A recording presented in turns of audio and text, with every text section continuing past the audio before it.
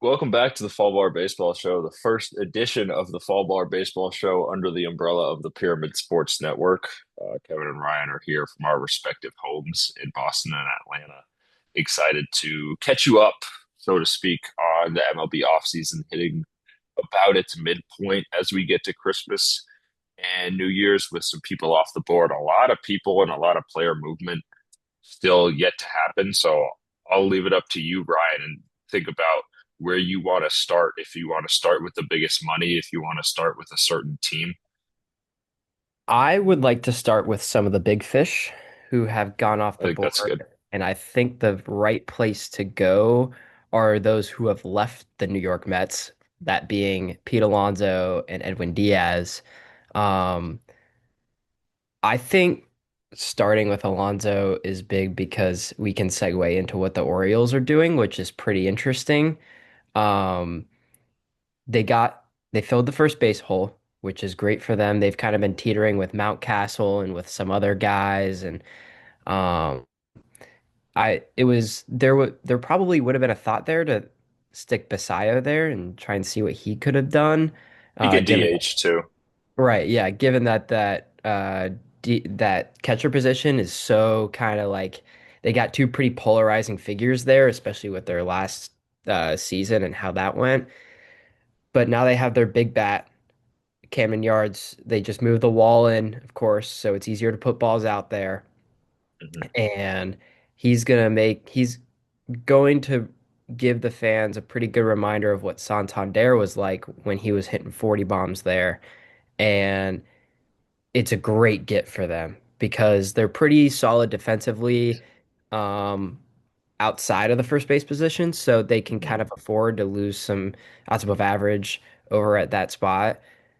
But they got the big fish in the bat. So it's great signing. However, they're going to have to find different avenues of pitching now that they have just thrown $31 million at Pete Alonso for the next 5 years. They just got Boz in that big trade, and they gave up a ton of really good prospects for him.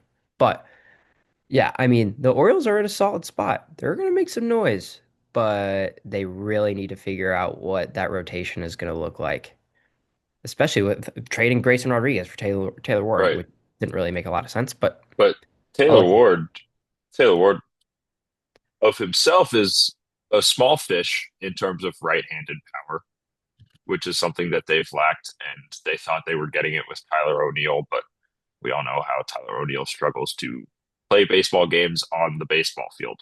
Yeah. So Taylor Ward is a little bit more available righty power bat. I I will put my hand up and say I thought trading Grayson Rodriguez for Taylor Ward was a little dumb. Yeah. It looks a little bit better now that you have Shane Baz to kind of fill Grayson Rodriguez's spot. The ceilings on those two guys aren't exactly the same, and then again, you also still have to give up prospects to make the second trade. But the pitching is okay.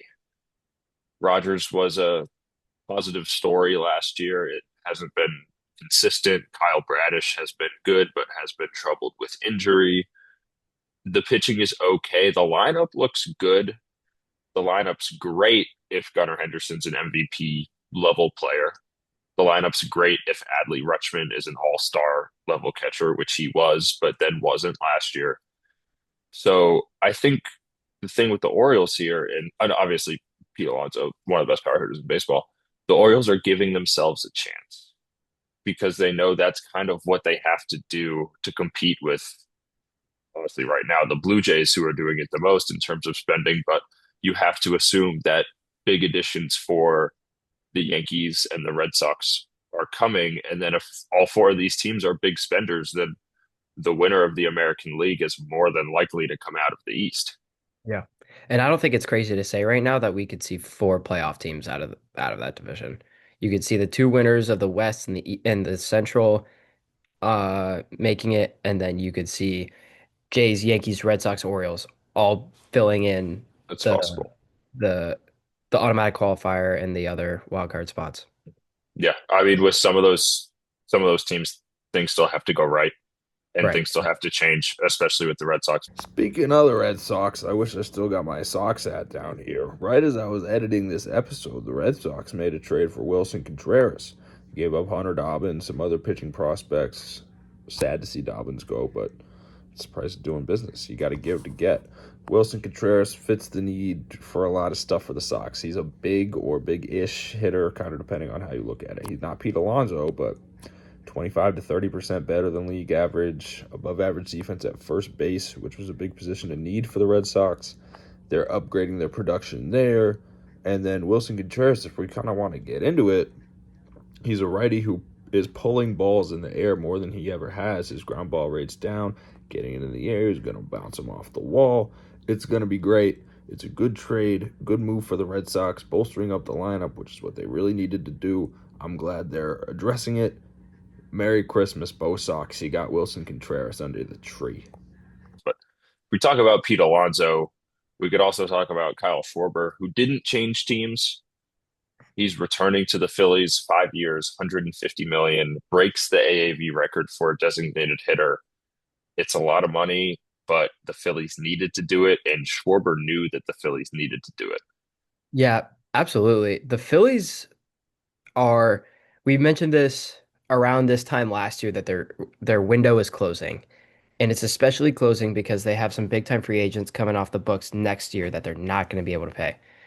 So I do like the Adolis Garcia signing.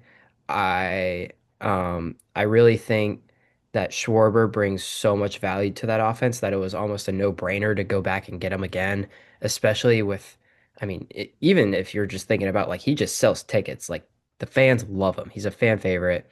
Home Um, runs are great. but he really balances out that lineup well.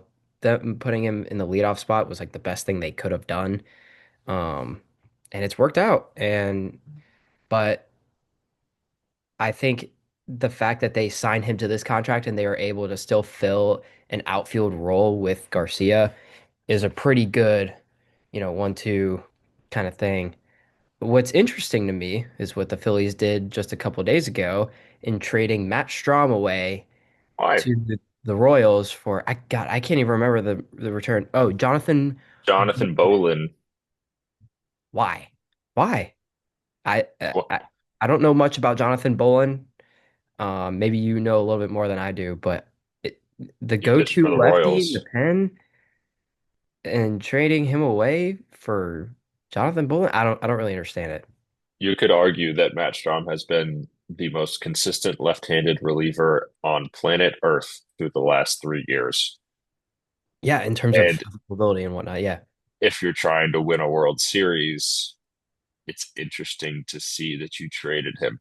The Phillies, they acquired some random lefty right after. I don't know what his name is, but maybe they're thinking they're going to like mold that guy into what they need. My thing with the Phillies is every year they have impending free agents in the past couple of years as their guys are getting older.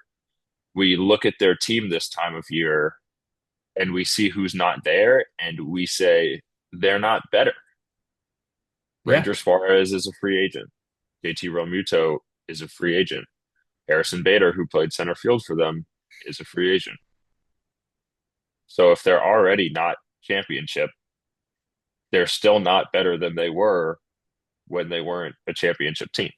right. Yeah, and I mean they signed Brad Keller. Good. That's a That's great signing. good. But as of right now, their go-to lefty is Jose Alvarado, who has gotten teed off in some big situations. And as a Mets fan, I freaking love it when he comes in because we light his ass up every time. But um, yeah, as of right now, the roster resource on Fangraphs has Andrew Painter rounding out the rotation right after Taiwan Walker and has Justin Crawford being the opening day starter, which is fine. He's been great, Those but are two I great don't think he's prospects. ready. And yeah, those two guys are big time great prospects, but there's probably some big time questions as to their readiness. A real starting pitcher, maybe it's as simple as re-signing Ranger Suarez, is going to be big for people's perception on the Phillies to say, oh, these guys haven't taken a step back. If we think about going down south to the A, right around where you are, the Yeah, Braves have been they've been decently active. I mean, they have a lot of players, like a lot of their position players that had just bad years last year. They're under contract. They're going to run them back. They're not necessarily super old. Ah-Sung Kim to a 20-year deal to be the shortstop. It's a lot of money, but it's the price to pay for a big league starting shortstop. Yeah. And the thing with the Braves last year is their holes were pretty gaping in terms of their play. You know, as much as Nick Allen was a really solid defender, or I shouldn't even say really solid, he was a unbelievable defender, Fantastic. but he was an auto out at the plate. And if he wasn't, he was a dinky single. And that was all as much as you could get out of him as an offensive player. Like, so he just wasn't providing any value. And the same goes for like corner outfielders. They would have frequent defensive mishaps and they would have some some guys out there that would hit below the Mendoza line. And it's like you just Mhm. can't have that if you're trying to compete for the playoffs, if you're trying to compete for a championship. And, now that they picked up Robert Suarez, bullpen was a huge issue for them last year. Awesome That's signing. that's a huge, huge hole addressed because you don't have to have Rysel in the closer role if he ends up being as bad as he was at the beginning of the year last year. You can put him into that setup role, and honestly, he serves a pretty good. He's a pretty good setup guy if that's the role he's going to fulfill. If you Um, have Robert Suarez and Rysel is more of what he has been than what he was in 2025, I don't mean to cut you up, but that's one of the best eighth to ninth inning combos in baseball. right, exactly, and yeah, no problem with you coming off because that's a great point. It's like if you're down one, going in the eighth and ninth inning, and Robert Suarez and Raisel Iglesias have not thrown in the previous two games you've been playing them, you're going to lose probably. Yeah, Unless Raisel returns to his terrible form, which he was. I don't even think he finished the year that bad, but I know he started off really bad. he struggled. Um, but this bullpen is solid, especially if you find Grant Holmes back in that pen. He can eat innings. Aaron Bummer was a solid lefty for them last year. Dylan Lee has had some good appearances. And they signed Joel Payamps, who was really solid for the Brewers. So, they, this is a solid bullpen that they're constructing here. And if they can get some health with Sale, Schwellenbach, Strider, Reynaldo, and Hurston Waldrep, you're looking at a really scary pitching staff through and through, as long as these guys can stay healthy and as long as these guys can maintain their prime form. It shouldn't be the Braves of last year. No way, right? Everything, everything went wrong. It shouldn't be the Braves of last year, and it should honestly be motivating to the Mets and Phillies because this team, I mean, it's Ronald Acuna, Austin Riley, Matt Olson, Drake Baldwin was the rookie of the year. This group of players is not just going to roll over and die. No. And I mean, I think what we saw last year out of the Braves was a little bit of like some of these guys coming back down to earth. So I don't think we're going to see this team win 100 games like they did, but I I could see if Acuna's having another fully healthy season, he could be an all-star. He could be an all-pro. Matt Olson was he came alive at the plate in the second half, and he was a plus plus defender at first base last year. And Nobody then, should be worried. right, yeah, and it's like, you can worry about Riley a little bit as he's starting to get a little older, and then Yastrzemski might have some questions, and Albie's got a ton of questions. But like, if you're worried about only three guys, especially with how Harris hit in the second half of the year last year, that's not bad. That's that's really good. So, and I mean, Ha-Seong Kim as a nine hitter is, he'll fulfill that role really well. So I could see this team winning over 90 games for sure. The rest of the offensive free agent market has been quiet to go. It's mostly the guys that offer defensive versatility and maybe in some cases, where are you going to play questions. Talking more about Bichette and Bellinger.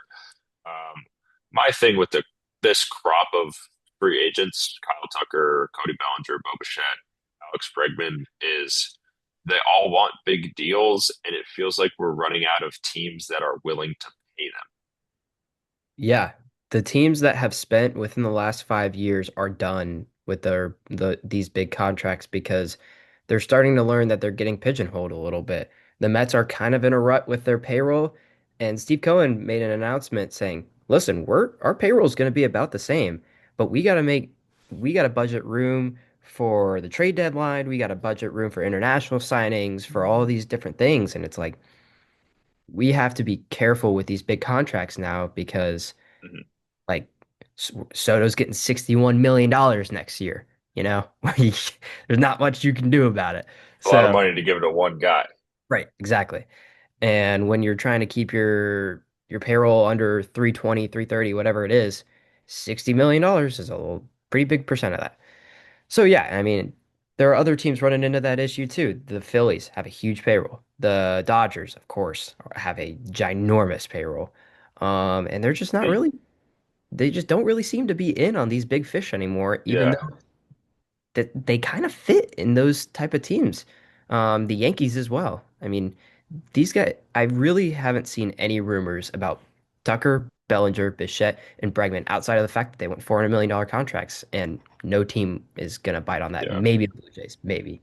I think the if any team were to get two of those guys, it would be the Blue Jays because it kind of seems like they just don't care anymore. Um, They're they're if you not exactly happy after what happened in October right, or November or whatever. yeah, and also they have a lot more. They've got more financial capability than people give them credit for because their partnership with Rogers and this, that, and the other. The Blue Jays can pay with these big dogs, but the Yankees, there's money wrapped into Judge. There's money wrapped into Cole, Fried, and Rodon, who are all on huge contracts. And I mean, two of them seem to be working out. They might be a little scared by the Rodon contract to give out a lot of money. Yeah. And it's really not like a lot of these contracts are backfiring on these teams because Soto was third in the MVP, and He probably Lindor should have has been been a second. stud since yeah, probably should have been second, but that's neither here nor there.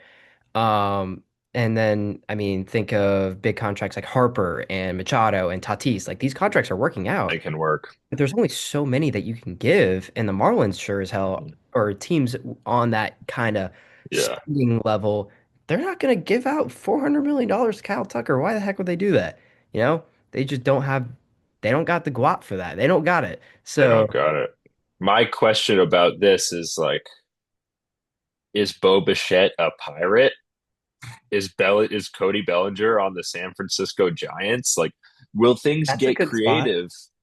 And also, if you're the Pirates, maybe not with someone as good as Bo Bichette, but like this could be your avenue to get into the playoffs. You could be the fifth or sixth best team in the National League. Like it's really possible. You have Paul freaking Skeens. Like you Right. sign, there's a huge crop of like mid-tier pitching and bullpen pitching that you can get for cheap. You can go out there and make a big splash. The same thing goes for the Giants. I mean, the Giants are a relatively big market team. They're probably in the upper 10 teams in terms of like big market, like if I had to For put them in. sure, top 10. Um, so I mean, I know they threw a lot of money into They should Adames. sign Bellinger. But God, Bellinger would be a wonderful fit there. Honestly, Tucker would be a great fit there too, with how bad Heliot Ramos has been in left field. But I mean, the Cubs bring in a lot of money, Mhm. and they don't really seem to want to spend it. I don't really know why. And then I think your Red Sox could easily get one of these big fish. I really think they Yeah. should sign Bregman because when he was on the field, he was fantastic. But again, the market's crazy right now, and I I think think a lot of these teams are holding off. They're gonna, shift their focus towards like those mid-tier pitchers who aren't asking for as much, and like the Japanese guys, like Imai is signing on the second, right after the New Year or earlier, but that's his deadline. So mhm.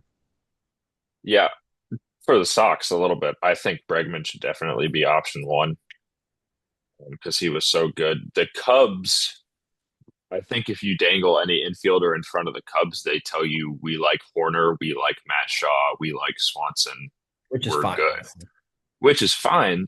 And then they already had Kyle Tucker, and every report out of the north side of Chicago was that they have no interest in bringing back Kyle Tucker. And Yeah. Cody Bellinger already played for the Cubs. Oh my gosh, I kind of forgot about that. So the Cubs Yeah. feel a little out. That's very true. Yeah, they could be more Seattle, in I on like think Valdez or Suarez, but Seattle, I think could get involved here. that would be good. I think if Seattle wants to kind of run it back, they can have the Geno Suarez contract if they want to hand it out. I think if Seattle really wants to do something, they can call up Bo Bichette or call up Bregman and pay the contract. If they're going to develop pitching like they have, they're going to have the window to be a consistent playoff team for the next couple of years. I mean, an all-star at the top of your lineup wouldn't be a bad idea. They're for sure in the market for a corner outfielder or an infielder, especially middle infielder. So the guys that are on the market very, very much so fit the mold that they should be looking for. Um, but again, they have had so they've been so hesitant to spend money. But right, again, their right field currently is Victor Robles. Um, they got Naylor, so Bellinger wouldn't play first there. It wouldn't Um, make sense for Bellinger, but one of the righty infielders, right, yeah, like Bichette could very easily fill in Cole Young's spot right now, as much as Cole Young is a good young guy, no pun intended, but oh, he he's needs time. yeah, he needs some time. He wasn't exactly ready last year. Third base right now is currently occupied by Ben Williamson, so maybe you could flip some guys around. Um, But yeah, and then JP Crawford seems to be on the downward slope. So like Bichette is a pretty good fit here, but Bichette's I asking for think a so. lot of money, it seems like. Yeah.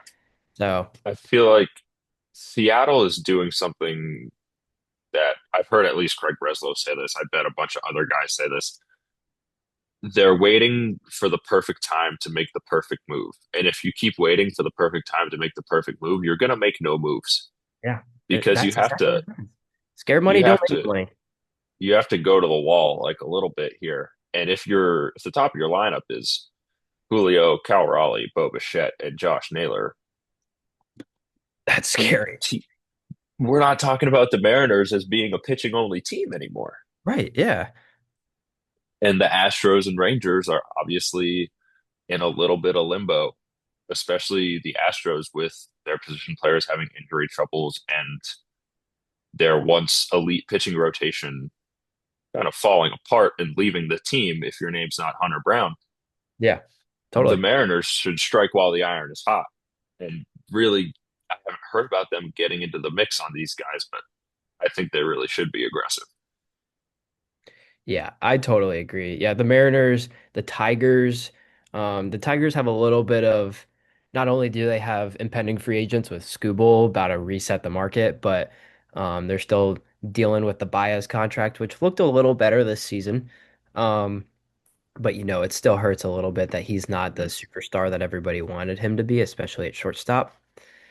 But the Tigers could be in the market for one of these guys if the For market comes sure. down to them because they're kind of playing defense here in terms of like how they're organizing their roster because they can't really go out and get someone. They gotta wait for the market to come down to them. But again, I mean their offense is kind of the whole reason why they weren't a championship series team or a World Series team, and it showed. And um, but if they could go out and get one of these guys, it would be it it could turn into a scarier lineup. My curiosity with Detroit is, well, first off, I don't think they should trade Tarek. Mm-mm. No. It's too much talent to just trade two-time. It's like trading Luca, two-time Cy Young winner. Right. He's the Yeah. best at what he does on the planet. I don't think they should trade Tarek. I'm curious, what are their chances of getting him to seriously consider them in free agency? Yeah. I think it's going to be tough, but I think they have the room for him I because I think think what we're most likely looking at is a 10-year, $400 million deal I think you're right. or somewhere within that range. So you're probably opening up $40 million a year for him. And I think they've got that in them. But, and adding on to that, you should not trade him because there is no prospect that you're going to get in that deal that's going to replace Tarek Skubal. Right. And it would be different if Tarek Skubal was on the Marlins or the A's of old, and they knew that they weren't going to pay him, and they knew that they had to cut him loose. But the Tigers have a little room. They've spent in the past. They spent Hmm. like in terms of the past like 10 years ago when they went to the World Hmm. Series. Like that team had a lot of big contracts on it for the time. So they they have proven that they can do it. I think the only reason that they should trade him is if they won't do it. So I, it's I tough. wonder. I wonder first if they can do Tarek and one of the lefty free agents this year. Like maybe they sign Cody Bellinger to a 4 or 5 year deal and they use it as bait. Like, look at us trying to improve the team. If you sign here, we're going to compete for the AL Central every year of your contract and commit to winning. I don't know if that exactly really like ties the bow on the present for Tarek Skubal, but it could be something to think about as the Tigers decide whether they get involved or not. If they don't get involved for like making additions to the team for this year, it kind of feels like they're not serious about re-signing Tarek Skubal either. Yeah, the Tigers really have to look at the 5-year plan and understand what their team is going to look like, not just next year, but in 3 years at bare minimum, and really spend their money that way. Because, I mean, God forbid they look at what the free agent pool looks like for the next 3 years and they just decide that they can't go after those guys and they can't pay them. And they want to trade Tarek and they want to trade all of these guys and get a bunch of prospects, then sure, I guess. I don't think that they should do that It's at not the way all. you want to do it. It's not at all. But I mean, it brings us back to our point earlier. Not a lot of teams are wanting to sign these big contracts anymore because they're Mhm. kind of capped out on these big long-term contracts and none of them are really expiring anytime soon. So you probably don't have to deal with the Dodgers or the Mets or the Phillies in free agency. You're probably going up against Toronto and potentially He's from probably not even San Diego, maybe San Francisco. Tarek's Um, from the Pacific Northwest, or at least he went to school there. So I think right. Seattle, Yeah. well, Seattle Seattle doesn't would spend probably like be in the that, mix. but Seattle could be in the mix. But the good thing is you're not competing against Steve Cohen. You're not competing against the Probably Dodgers. not. Or So, Steinbrenner, probably not. right, exactly. You're not competing against these guys who are literally just going to open up their pockets and, just throw as much money at them as Because they've possible. already done that. Exactly. So the Tigers really have a legitimate shot to re-sign him, and I think they should. I really think they should. I think the starting pitching market next year is going to be relatively reasonable. Um, so yeah, will he reset it? Sure. But it's Tarek freaking Skubal. He might win a Yeah, third Cy Young next year he should because reset it. he he shows no signs of slowing down. There are guys that win Cy Youngs, and you look at, savant pages or different types of analytics, and you're like, okay, I can see where this could go wrong. Tarek Skubal has no weaknesses at all. You look at his pages and you think to yourself, "Oh yeah, he actually is the best." Yeah.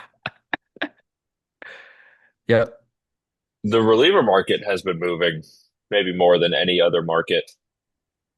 Yeah. Um, Edwin Diaz being the highest contract of all of them, going to, of course, the Los Angeles Dodgers. Gosh. He deserves the money. It's a record for the relievers.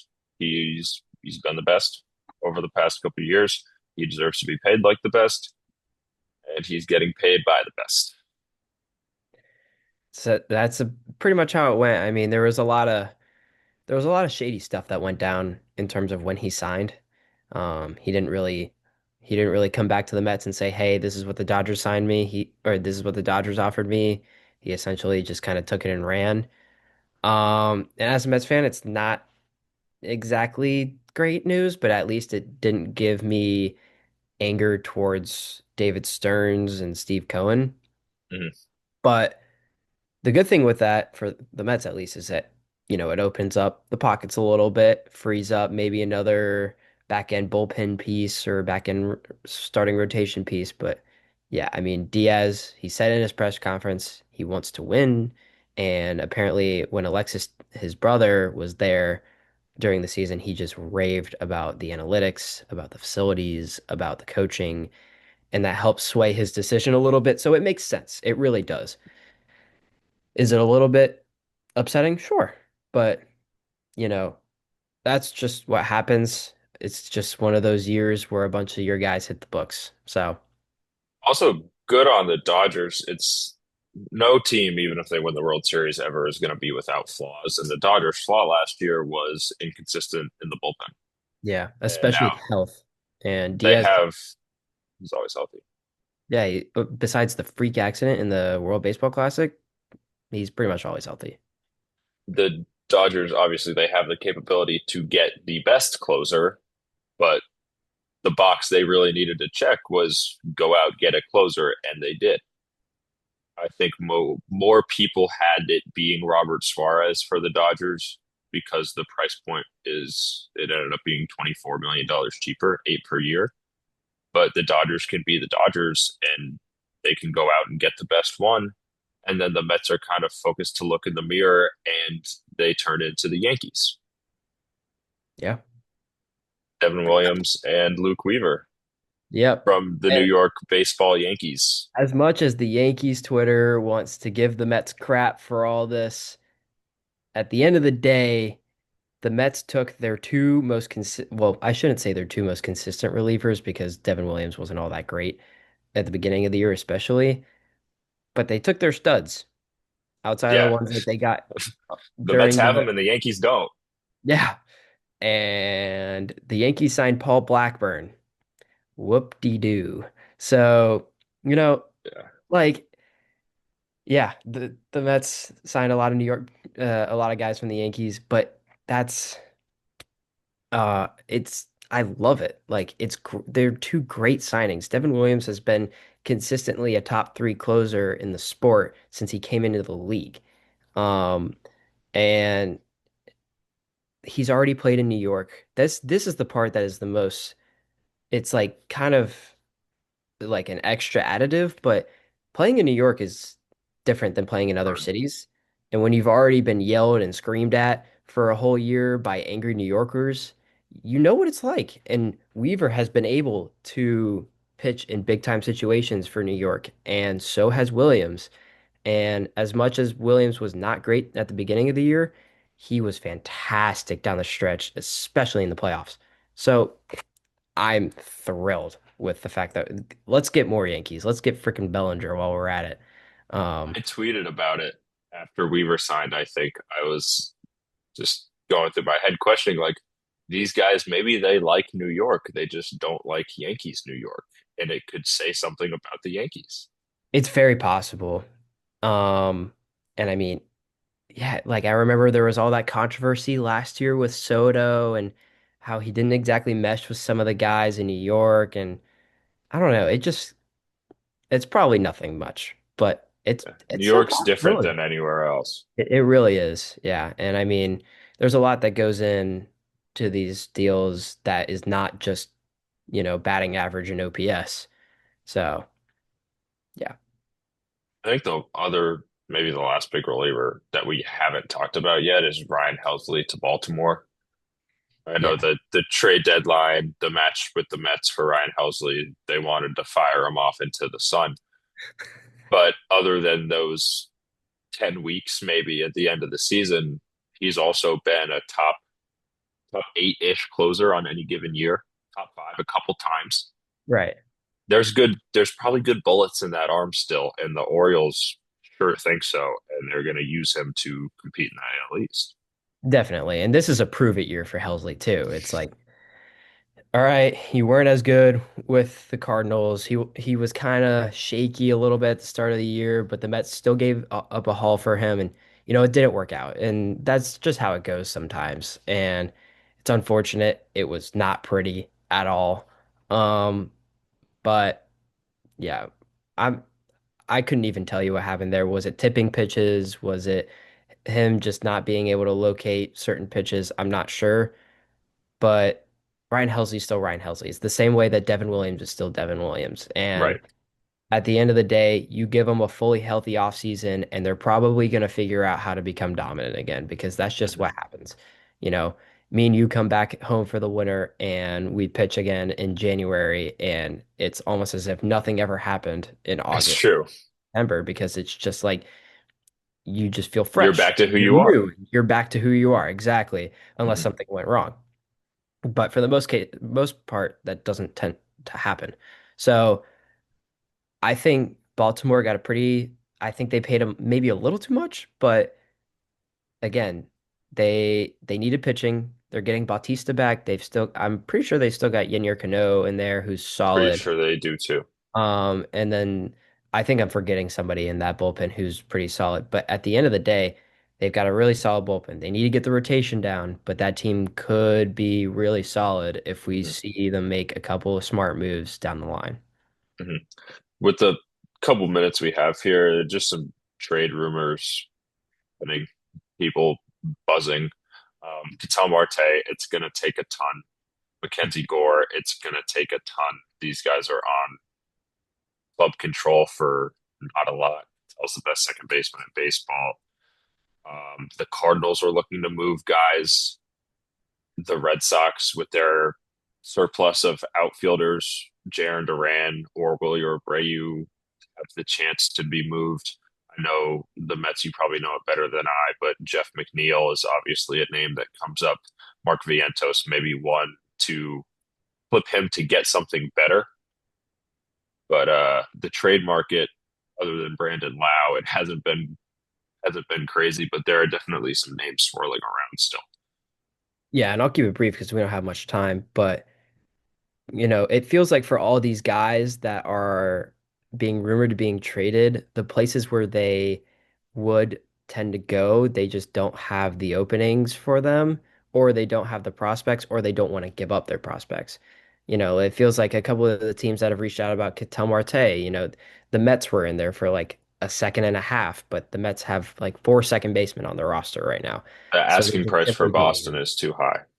right. And then some of these guys have already given up, right? Like Boston, you just said, they've already given up their prospects in a big deal like they did with Kershaw last year. So there's a lot of guys that are these it makes sense for these teams to trade these players, It but does. it just doesn't really feel like there's a lot of perfect fits that teams would be able to be able or willing to give up some of their top prospects. So Yeah, it's true. Maybe over the next couple months, though. I mean, in trades, some sides will give in, and then also on the free agent side, either the players and the agents will give in, or the teams will realize they need to go and they'll pay up. yeah, But, yeah, it'll be interesting to follow. We're at the wall here, so we're gonna hang it up, and we will be back next week with anything else that happened and still more looking to the future. Thank you guys for absolutely. listening. Peace. Peace.